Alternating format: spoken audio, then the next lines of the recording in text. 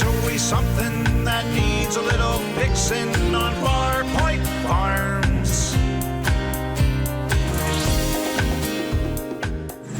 Hey guys, it's Eric, owner of Far Point Farms, Restorations and Repairs. It's time to clean this thing up, getting ready to get it into the shop. Weather's about to turn nasty and I want to get this done. So we're going to wash it, clean it off as best as we can inside and out, and then we'll get it inside. Let's do it.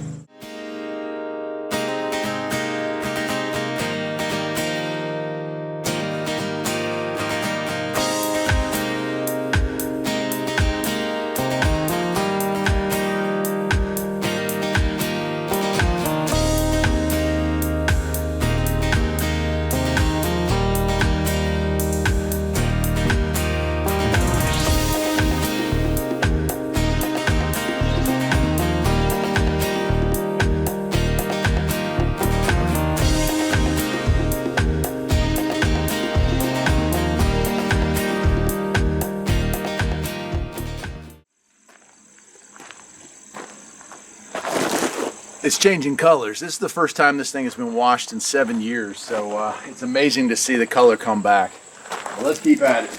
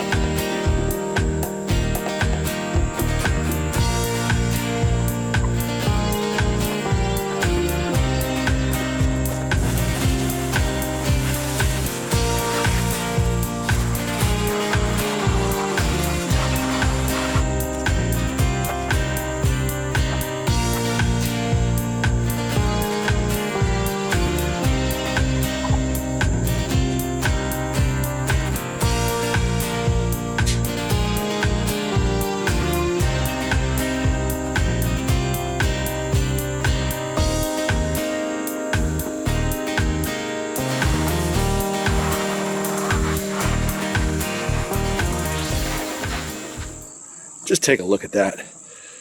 That's not waxing. That's nothing special. In fact, I'll go over this probably 2 or 3 times before I'm done, but just look at the difference. All that sun fade and all that garbage just coming right off. Heck, I'd bet you buried underneath this with a good coat of wax is a car that doesn't even need a paint job currently. I mean, it's not going to be perfect, but that passes the 20-foot test for sure. Let's keep going.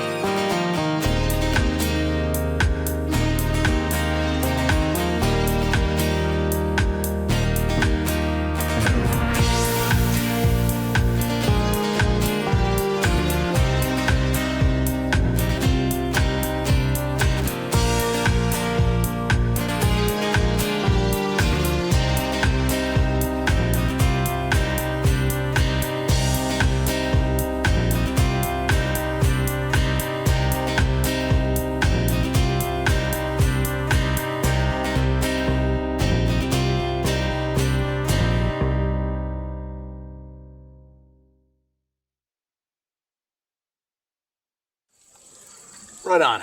Well, let me finish this up. I'm just going to clean the other wheels and wheel wells. We'll let it dry and we'll take a look and assess if this car really needs paint and where it needs it. Well, there we go. That's a whole lot nicer, isn't it? I mean, it looks like a different car. That's what my wife said too. She said, man, paint came right back to life. Now, it's not perfect, but it's a 47-year-old car. And I haven't even started with wax, which wax will get a whole lot of like that rust streak right there. It's going to get that kind of stuff off. So I think, and pending, you know, a good wax job, I think that this paint is actually salvageable. Certainly not perfect, but based on what I'm seeing so far, I'm going to call it a 7 out of 10. No need to repaint a 7 out of 10. It just doesn't seem economically smart. And when you're doing a restoration, whether you plan on keeping it or selling it, it is about the money. Yeah. So I think it looks pretty good. Windows are in good shape. The front window's got some fog around it. I'll have to see if that's something that can be replaced. I'm not sure if they're still available or if I can source one used. I say out of the entire paint job or the entire body, that bumper or that fender there is just, might be just a one shade lighter, and it depends on which way you're looking at it. Like right here, it looks about the same. But when it was wet, it seemed like it might be one shade darker. And so and that would be the only catch. But even that, you know, who cares?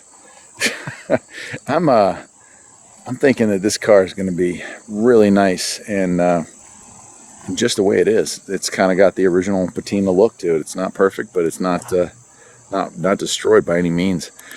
So in the next video, we'll take apart the inside and vacuum it out, clean it out, polish it up, try to get those seats working right. I'm going to have to go through the car. In fact, we'll do that cleanup, and then when I'm done with the cleanup, I'll do my next video. I guess after that, we'll probably be going around and figuring out everything that's wrong with it and everything that needs to be fixed on it. And that'll kind of start off the actual mechanical part of this series. So I hope you'll stick around. I hope you're enjoying this restoration of this beautiful 74 Super Beetle. Getting harder and harder to find clean examples out there.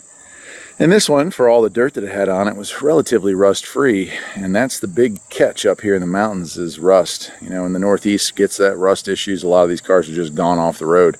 Luckily, where I'm at, you can travel a few hours south into South Carolina or farther down into Georgia and find some pretty decent ones. And that's usually where I come across my cars. But this one here I managed to find real close, and that's awesome. Also, stick around for the story on this girl here, because I'll tell you what, it is really, really cool. Until next time, my friends, take care.